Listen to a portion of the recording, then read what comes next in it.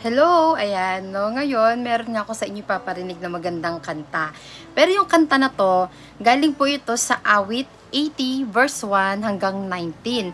Pero kumuha lang ako ng dalawang Bible verse. Ayan, no. Kasi napakaganda. Ayan, no. Sa dalawang Bible verse na yun, nagdagdag ako ng lyrics. Konting lyrics lang naman. Mamaya papakinggan natin yung kanta na yun. Pero ito kasi sa binasa ko rito sa awit 80, no.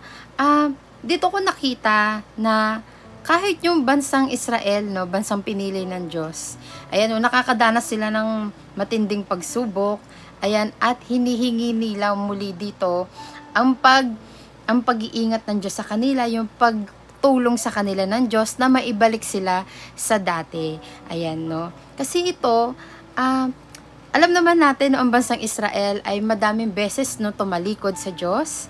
Ayan no, nagkakasala sila no, sumasamba sila sa mga Diyos-Diyosan. Kaya yon, minsan, yun yung nagiging bunga ng kanilang paghihirap, ng dinadanas nila na mga pagsubok.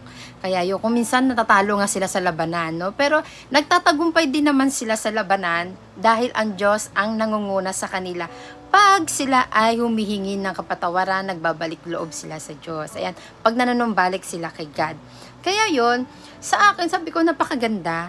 No, napakaganda talaga nito, na i-apply ko siya sa akin. Binasa ko nga siya ng 2 beses. No, para sa akin, no, sa nakuha kong aral para sa akin, kasi nga in-apply ko siya, yung binasa ko, na alam ng Diyos, no, binigyan ako ni God ng mga biyaya, 'di ba? Para sa akin kunwari lang, no, na halimbawa, no, binigyan niya ako ni God ng unang pangangailangan ko, no, kunwari, binigyan ako ni God ng magandang trabaho, may magandang sahod, no? Binigyan niya ako ng sasakyan kasi alam ni God na makakatulong niya sa akin.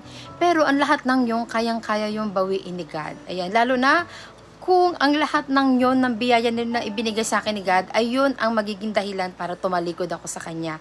Kaya yun, no? Kaya naman, etong kanta na to, ayan yung lyrics, tignan ninyo, habang tumutugtog yung kanta, ayan, no? Basta ayan yung lyrics, no? Pakinggan ninyo.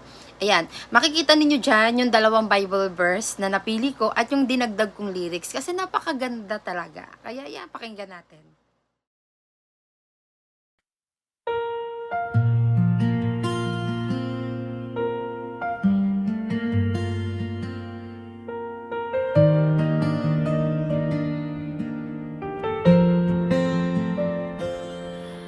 O Diyos, patawarin kami sa aming mga kasalanan. Tinarikuran ka at kami ay nagkasala. Kaya't patawarin kami.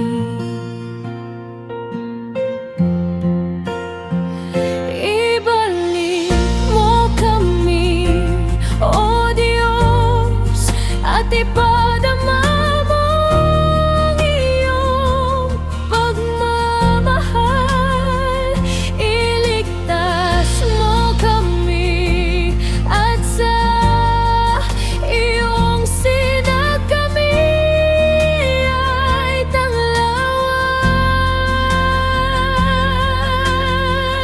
sa ilaw ng iyong pag-ibig.